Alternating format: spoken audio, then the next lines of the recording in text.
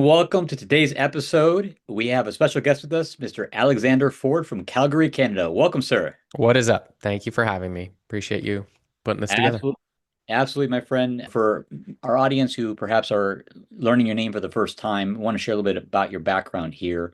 You are the CEO of Measurable Genius, and you've been in the business of sales and marketing and events for over 10 years now.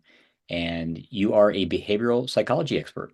And you've really done a tremendous amount of study and work in the area of human psychology and human behavior, and really figuring out what makes people tick, what makes people want to do the things that you want them to do, what makes people want to come to your events, people want to show up, want to do the work, want to buy your next program. And you've been applying your human behavioral methodologies through your marketing agency, helping dozens of coaches and experts over the last decade grow their own business. And you also have your own production studio where you run virtual events, and you have an upcoming event as well called The Choice. So super excited to get to dive deep into the interview today and learn more about the human behavioral background of how to have people attend your events and do the things you want them to do. Yeah, it's an exciting topic because it touches everything. Human behavior underlies just about all of the things that we care about. So it fits into sales, it fits into marketing, it fits into coaching, it fits into speaking, consulting, teaching. And my mentor, I don't know, 10 years ago said, if you want to make a lot of money, you need to find a problem that impacts a lot of people or is very expensive to solve. And what I have discovered is that one of the most important problems is how do I get someone to do what I want them to do? And that shows up in all of these topics. Yeah, absolutely. And one quick point I missed on the bio background. I mean, it's not like you've just done a little small agency. You have like 30 full-time employees, and human behavior is critical when it comes to leading and managing your own company, as well as working with customers and consumers.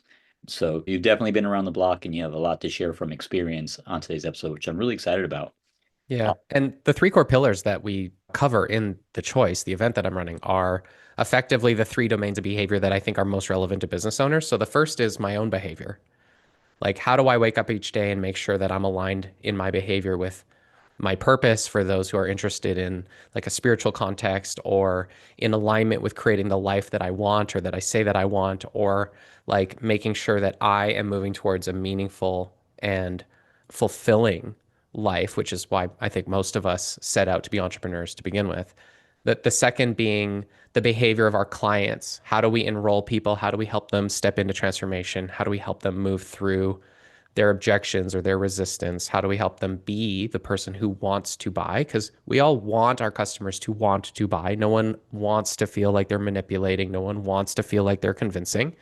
And the third is how do we lead a team? How do we scale? How do we operationalize? How do we enroll a community around our purpose or around the reason for our business existing such that they want to show up and do their jobs? Because as entrepreneurs, we really want our employees to want to do their job. No one wants to try to convince an employee to do work they don't want to do. We want them to want to do their work. So, yeah, behavior shows up in all those places. Awesome. Yes, yes. I know we're going to talk quite a bit more about the choice and the different behavioral opportunities that modifications or transformations that are possible when attending the choice event. And our audience, one of the top of mind challenges that people have when it comes to running events, which I'm sure you can relate to right now, is, hey, how do I get more people to my event? How do I fill my event? And there's the tactical side of it. There's like the Facebook ads, the YouTube, the organic, the emailing, the webinars, the affiliate partners, the paying for sponsor stages, and all of these things are viable options that can work when done properly. But one of the cool things that you and I talked about in the green room was, yes, there's the tactics, and you personally are doing several of those tactics right now, filling your next event.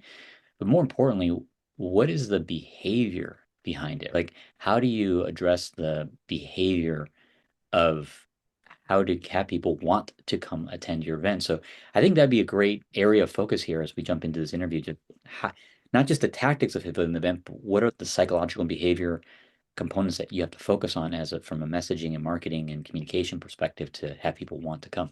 Yeah. So we are going to just like dive off the diving board directly into the existential.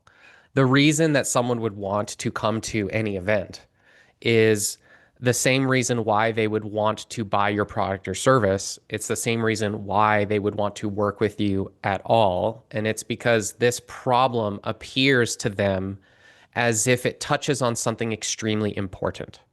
So inside each of us, we have a reasonably unique hierarchy of decision-making criteria against which we measure all of the different places we could put our time, our energy, our money, our attention, our focus.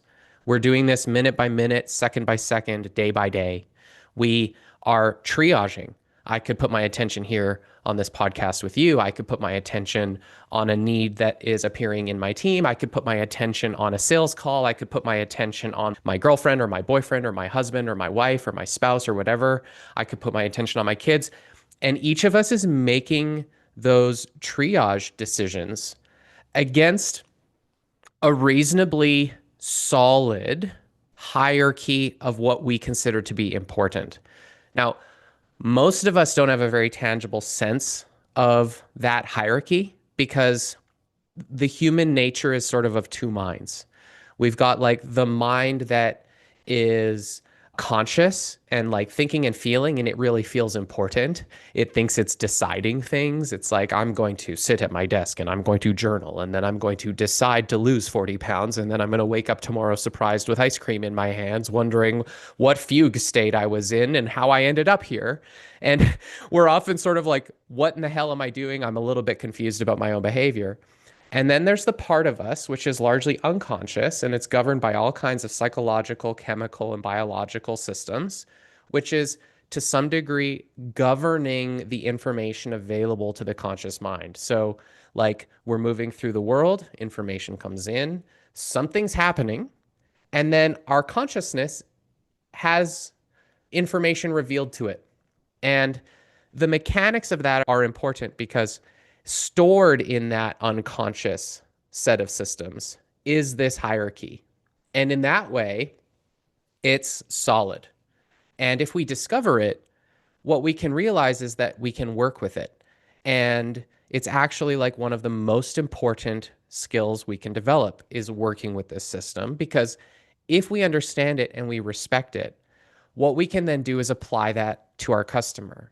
And we can understand that my customer who says they want to lose weight but isn't, is lying. Our customer who says they want to grow their business but isn't, is lying. In exactly the same way, we set a goal that we think is important without a connection to what's underneath in the operating system of the mind. And we become surprised that what we thought we wanted, we don't want. And that one distinction makes this game both more complicated and more simple, because now what we understand is that the goal is not to convince the very important conscious mind who thinks it's in charge but actually isn't. Our goal is to understand the true hierarchy underneath the conscious mind in our customer's world and align our event with what is actually at the top of the list stored in that operating system. To the degree we're successful in helping our customer see that our event is connected to what is already at the top of that list. Eugene Schwartz says demand is not created, it's only leveraged, it's only followed. We can't change a market, we can only ride the wave of it. That he's talking about this system. We can't change our customer, we can simply connect to that thing that's most important. So the number one most important thing is not how do I invent an event that I can make my customer want, which is how most people are trying to play the game. How do I create an event that speaks to that intrinsic and most important priority that my customer has? And how do I help them see it? Which is a very different context. So then when we go into the marketing, how do I help my customer understand how my event is the most important thing they could possibly be doing? We change how we're doing our webinars, where we change how we speak from stage, we change how we interact with the audience, and we tap into that fundamental desire. Yeah. I like the point that you made from referencing Eugene Short's Breakthrough Advertising, I think is the name of his one of his more well-known books. Uh, Hmm. this idea that you can't create demand, you have to discover it and ride the wave, as you said, and taking the time to figure out what that is and being able to align with that. I definitely found that to be true with some of the events that I've run, is taking time to interview, they actually interview the clients and the customers and understand what their current demand is and align with that versus trying to force them to do what I want them to do. Right, exactly, which you don't want to do. I mean, there's a version of us at times where like, man, if I could just force my customer to do this, it would be so much better. But like, if we're being honest, like if we're being honest in just about all contexts, we don't want our customer forced. We want them to want to come. We don't want our wife or our husband to be forced. We want them to want to be intimate. We want them to want to spend time with us. We don't want to convince anybody. We want to be loved. We want to be appreciated. We want them to be attracted. That's the name of the game. So, how do you tap into having a person want to be attracted to the thing that you want to sell them? Yeah, therein lies the mystery of life. Yeah, hopefully I'm being a little bit enrolling like, hey guys, like there's a problem. There's a problem out there that no one's talked to you about. There's a problem out there that's been covered up with 10 years of an online marketing industry that has forgotten its roots. The next $7 checklist doesn't talk to you about the nature of the human condition and how to align your communication with intrinsic inspiration and desire. But the semantic distinction changes the game. If you ask a different question, if you ask a higher quality question, you get higher quality answers. You don't need to actually like go learn human behavior like I have for 15 years to figure this out. I'm giving questions to the audience and to the listeners right now. Instead of asking, how do I fill my event? The question is, how do I help the customer who I want to serve see how my event is the highest priority thing that they could be investing their precious resources into because it's going to create the transformation they want? That's a very different question. And if you rest in the question mark, if you sit in that question and you think about that when you're writing your copy and you're framing your webinar script and you're speaking from stage, you're going to automatically, because you're a powerful creator, you're going to come up with different answers. And this is one of the things that I teach my clients. It's not my job as a coach to give you answers. My job as a coach is to ask a question because you're capable of creating your own answers to these questions. They will emerge. So, how do I help them see how my event is the highest priority thing they could be doing to solve the most important problem in their life, such that they will want to come? Mhm. Yeah, and speaking of the most important problems in their lives, of your audience's life specifically that you're talking about for your upcoming event, the choice. And the room I asked you, how do some of these problems are showing up as symptoms in their lives? And I thought that was a great point of conversation, which I'd love to highlight right now. So if someone's listening to this and they're feeling like, I don't want to do marketing for my event. Mhm. Right? Or I don't want to do sales calls for my event, or I don't want to sell something at my event because I feel like selling is manipulating people, or I don't want to hire people to help me with my event, whether it be employees or maybe even volunteers. I want to do it all myself because I'm not good at managing others. I have a client I was just talking to yesterday who was struggling, quote, unquote, with his management. And it's interesting because those are the ways that this shows up. Like I'm doing something that I don't want to be doing in my business, Mhm. particularly like with my event, and or either I'm avoiding it completely or I'm doing it under duress. Like I'm doing it and I don't want to be doing it. Yeah, it's Uh, really common. Yeah, so those are some of the symptoms that someone listening to this episode may be experiencing when it comes to their events or the events that they're supporting, thinking of these things that they don't want to be doing, but they have to do it Hmm. to get the paycheck or to run the event. So let's talk about that a little bit because I think that's a good entry kind of portal into talking a little bit more about your upcoming event and what people could expect to get out of it if they choose to come. Yeah. So, first and foremost, I'm going to say something very explicitly. My goal here is not to enroll you into doing something you don't want to do. So, out of the gate, if you've got the story, I don't want to do sales, marketing feels gross, hiring people sucks, my response is not do it anyway. It's absolutely not. In fact, that's the response my industry gives you. That's the response service providers give you. That's the response coaches and like content creators on YouTube are telling you. That is not, it's a completely inappropriate response. Telling a human being that the way to get what they want in life is by doing something they don't want to do is a fundamental social problem that we have created that I am taking a stand against. There's two types of suffering. The suffering that is associated with doing what you want. We call it meaning. We call it fulfilling. We call it a challenge that we enjoy. We call it something that's hard but fun.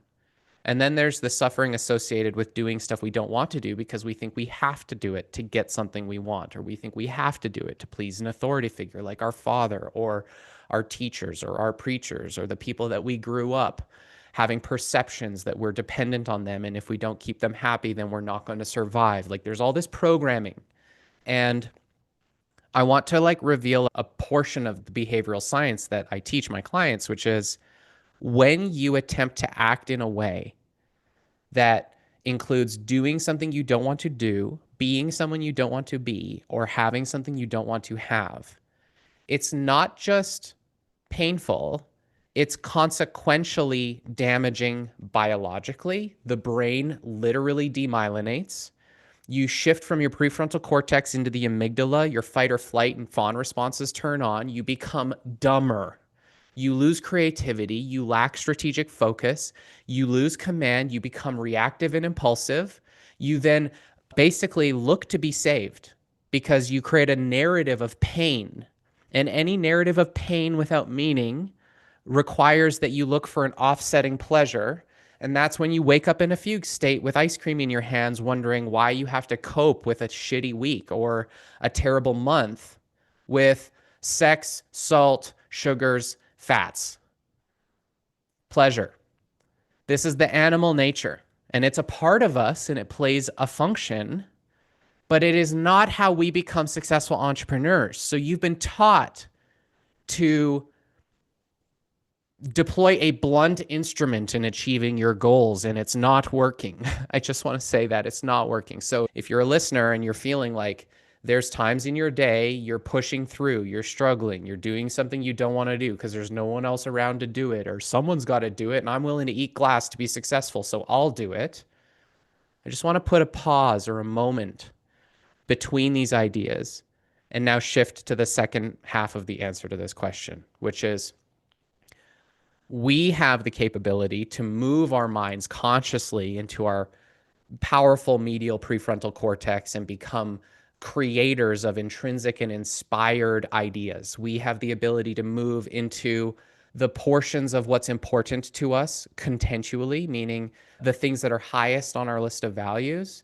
And when we do that, our brain lights up and our body lights up and our chemistry lights up in a way that we no longer label things painful. Pain and pleasure are transcended in the mind, and we move more into inspiration, enthusiasm, gratitude, love, and presence, which are transcendent, synthesized emotional states, which are not the same as the polarized pleasure and pain animal states.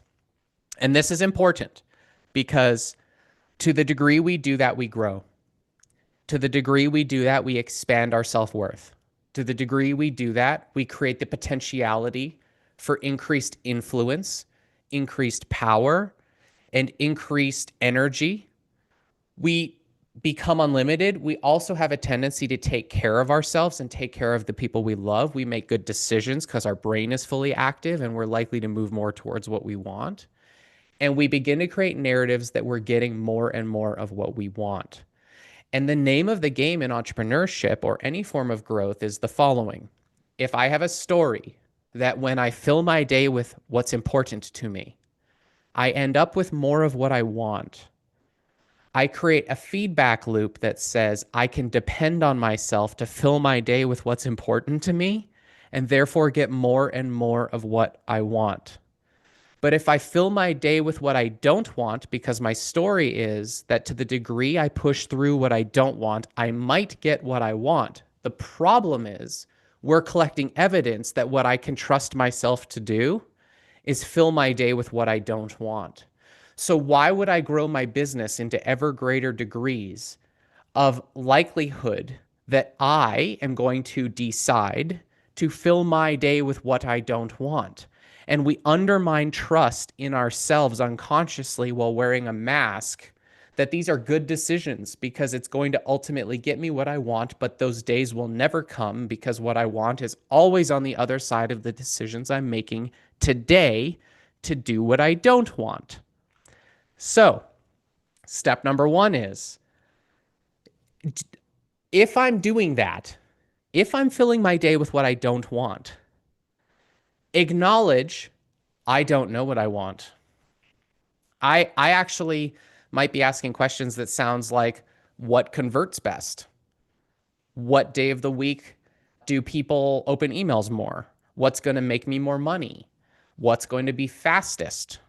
And then we optimize around these apparently logical ideas. Well, if it was fastest and it makes me the most money, of course, that's what I want. The problem is most of that leads us to answers that aren't what we want. The only question to be asked is, what do I want to do today to get what it is that I want? Now, back to the original content. I think I don't like sales. I call sales painful, and I've got a story. I don't want to do sales. Actually, what's happening is you've created a definition for sales that sounds like things I don't want to do, because everything in my life has mostly been things I don't want to do. And so now I'm not in resistance to sales. I'm in resistance to doing shit I don't want to do. I'm not in resistance to marketing. I've defined marketing as something I don't want to do. So I'm not in resistance to marketing. I'm in resistance to doing what I don't want to do. I've decided that employing people includes a list of things I don't want to do. So therefore, I'm not in resistance to employing people. I'm in resistance to employing people if it means I'm going to end up doing a bunch of stuff I don't want to do, because the only thing I can trust myself to do is fill my day with a bunch of stuff I don't want to do. And these are all the different ways it has shown up for me in the past. So I said at the beginning, I wasn't going to try to enroll you into doing things you don't want to do. And hopefully it's clear why that's the case, because it's like, from a behavioral perspective, the number one problem in your life, if you don't have the money you want or the influence you want or the team support you want or the relationship you want, all of that is on the other side of these core principles. You don't know how to work with your own behavior, which is why you need to come to the choice. And that needs to be reframed. And the first way to reframe it is,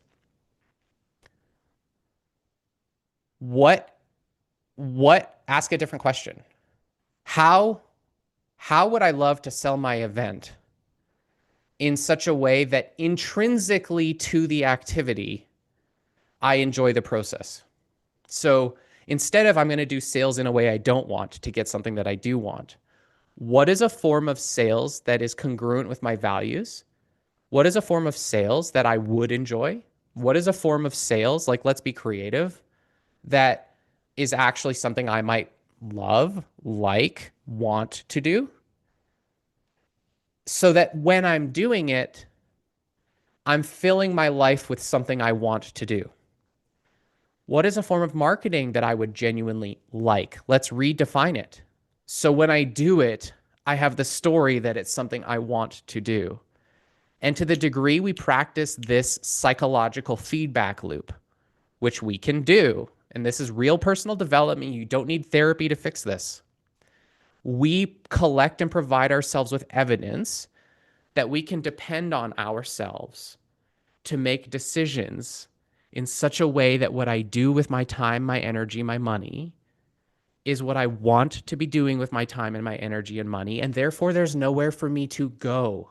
I don't need to be saved. I don't need to be relieved of pain. The thing I'm choosing to do right now, I want to do. So now there's no hurry. There's no need for millions of dollars to rescue me from my own bad decisions. All of these compulsions and impulses of the animal mind to get me out of the moment and into the future where my actual life is falls apart. And we realize that in this moment, we are fulfilled and this is the life that we've been looking for. And this is why we started being an entrepreneur to begin with, but we skipped right over the core skill and we jumped into building funnels. The core skill of how do I live a fulfilling life today, not tomorrow, today. I think that's a microphone drop moment right there. How do I live a fulfilled life right now, today, not someday, tomorrow, and not having to eat glass in order to do it? Right. Yeah. I think this has been like a little mini masterclass on the subject. It's actually been pretty awesome. For our audience here listening, I couldn't agree more with the principles that Alex is explaining here. I've been on a similar study and journey as Alex in my most recent times around understanding why I do what I do and how to align my highest values with the highest and most important work, and also how to surround myself with people who have the desire to want to do the things that either I'm not good at or I don't want to do. So, as a service level, it may sound like a great conversation, but I tell you, an application is probably one of the most important things I've learned and studied in the last several years. So, that's what you're sharing is gold. And I think someone listening to this and who's struggling with doing any part of their business that they don't want to be doing, especially when it comes to their event and promoting and filling their event, and they're struggling with it, I encourage you to go to Alex's upcoming event. Alex, can you just share briefly about your upcoming event here so our audience knows as we kind of bring this interview to a close?